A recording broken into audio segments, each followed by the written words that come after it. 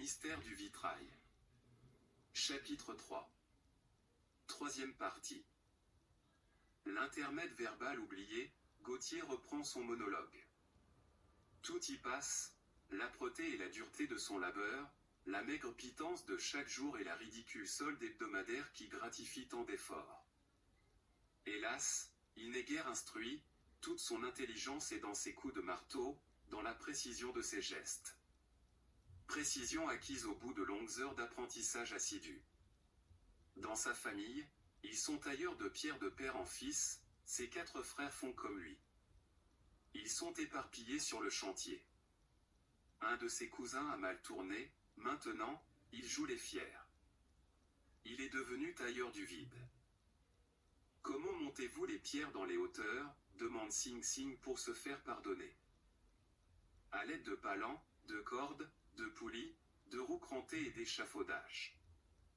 Venez donc voir que je vous montre, répond Gauthier en se levant d'un bond. Le voilà qui laisse choir masse et burin, qui tombe au sol et s'entrechoque dans un bruit métallique.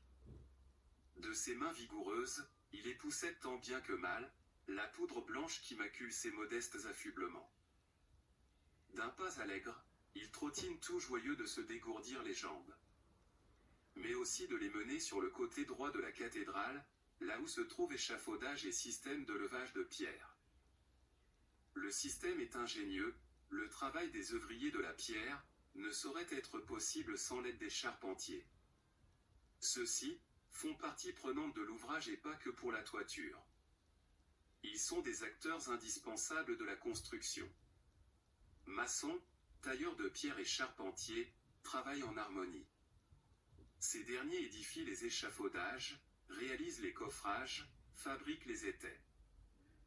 Mais tout cela est raconté dans un autre vitrail. Donc avant de s'y intéresser, d'entrer dans le vif du sujet, Charabia veut continuer la rencontre avec les œuvriers de la pierre. Et il le fait savoir à Gauthier. Revenons sur le parvis, déclare-t-il, j'ai aperçu des artisans qui se chargent des enluminures de la façade. Oui, oui. Approuve Sing Sing. J'ai hâte de voir le travail des sculpteurs. Les donzelles, jamais contentes, marmonne Gauthier qui voulait leur faire découvrir la noblesse de la pierre. Je vous ai entendu, le sermonne-t-elle. Si vous n'appréciez pas que l'on vous moque, sachez que moi non plus. Je vous saurai gré de cesser de me donner du donzelle, ou tout autre petit nom désobligeant. Que ces deux-là ne le laissent-ils pas? Leur faire l'apologie de ce qui est toute sa vie. La pierre est sa fierté, elle est tout aussi noble que le bois.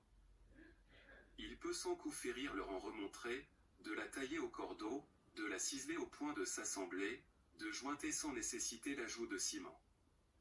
De la façonner de telle manière, qu'elle s'imbrique au pouce près, en coin, en biseau, ou en quinconce. Gauthier ne demande que ça et il est certain de ne pas bouder son plaisir, en leur faisant apprécier la pierre. C'est donc déçu, qu'il les raccompagne sur le parvis. Il ne compte pas s'en arrêter là, il espère bien les revoir avant leur départ et finir ce qu'il a commencé. De plus, il trouve leur comportement des plus étranges.